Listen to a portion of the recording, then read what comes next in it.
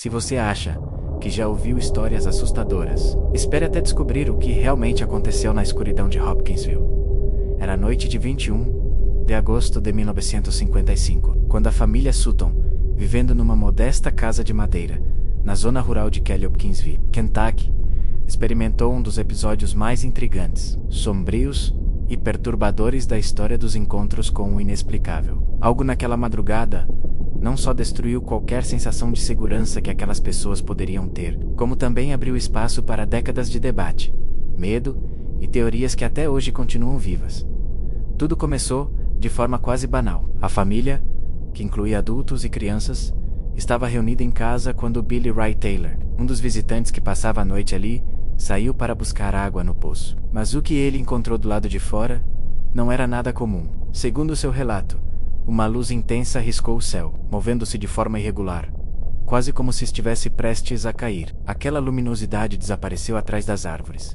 Silêncio total. Ele correu de volta para dentro, empolgado e assustado, contando ao grupo o que tinha visto. Mas ninguém acreditou. Era fácil imaginar que Billy Ray estivesse enganado ou impressionado demais. Tudo mudou, porém, quando os cães começaram a rosnar. Um rosnado profundo, contínuo, daqueles que arrepiam a espinha, mesmo em quem está acostumado com a vida no campo. Algo estava lá fora. Algo que eles não reconheciam, mas que imediatamente gerou uma tensão cortante no ar. E então, pela janela eles viram criaturas pequenas, talvez com cerca de 1 metro de altura. A pele parecia metálica, prateada, brilhante, como se refletisse qualquer luz que tocasse nela. Os olhos, grandes, redondos, amarelo-esverdeados, tão luminosos que pareciam 2 lanternas vivas. As mãos apresentavam garras longas e finas, e as orelhas pontiagudas lembravam contornos caricatos de goblins.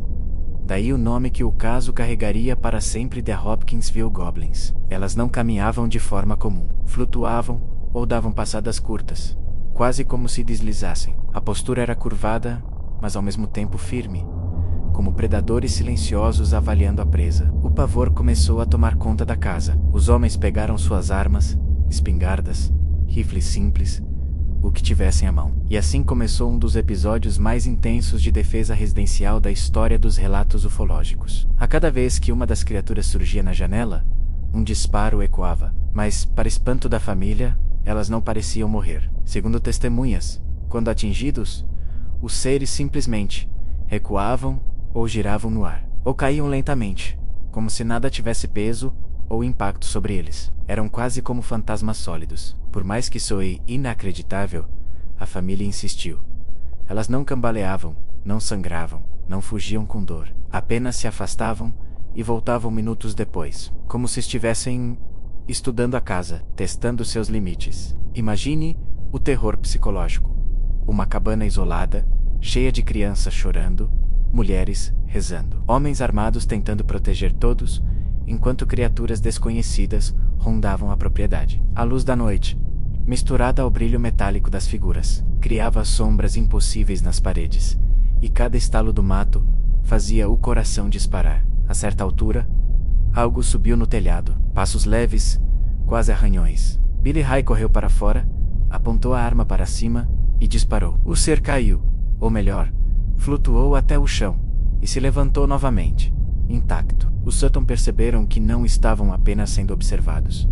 Estavam sendo cercados. As horas pareciam intermináveis. O medo transformou minutos em eternidades, enquanto os seres continuavam aparecendo pelas janelas, pela porta, pelo telhado, pelo quintal. Um dos relatos mais famosos diz que quando Luke Sutton abriu a porta frontal com a arma em mãos, viu uma daquelas criaturas, pairando sobre o beiral, quase tacando-o, com os olhos brilhando tão forte que pareciam varrer sua alma. Um disparo, mais um recuo da criatura, mais ansiedade acumulada. A madrugada avançava e nada mudava. Parecia que os goblins estavam ali para provar alguma coisa, ou para observar cada reação humana. Eles nunca entraram, apenas cercavam, como se fosse um jogo silencioso e aterrorizante. Quando finalmente decidiram fugir para buscar ajuda, a família correu para 2 carros e dirigiu em disparada até a delegacia de Hopkinsville. Chegaram desesperados, tremendo, alguns em estado de choque. Policiais, acostumados a lidar com todo tipo de situação,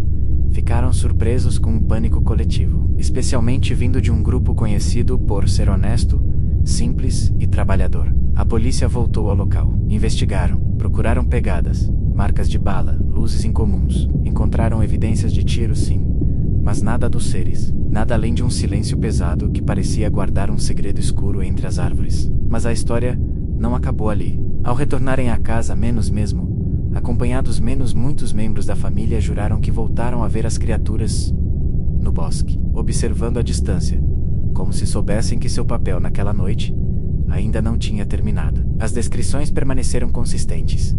Olhos brilhantes, corpos finos, movimentos impossíveis, ausência de sons naturais ao redor delas. Era como se a própria natureza rejeitasse aquela presença. O caso se tornou um marco. Ufólogos, pesquisadores do paranormal, psicólogos, céticos, todos mergulharam na história ao longo dos anos. Para uns, era prova de vida extraterrestre.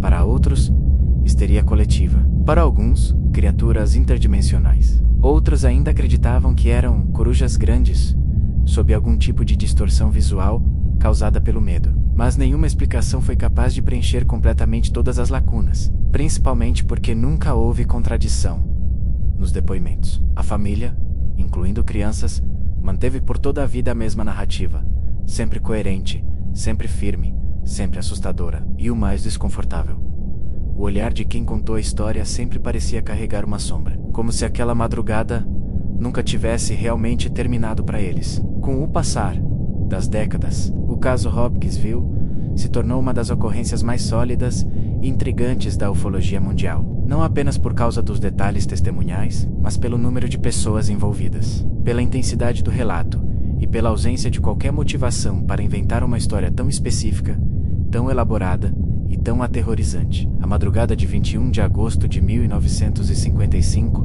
permanece como uma cicatriz aberta no imaginário coletivo do sobrenatural. Uma lembrança de que talvez, apenas talvez, existam coisas rondando nossos lares que não compreendemos e que observam em silêncio, esperando o momento certo para se aproximar novamente. Uma pergunta fica no ar, até hoje, ecoando como um sussurro no escuro.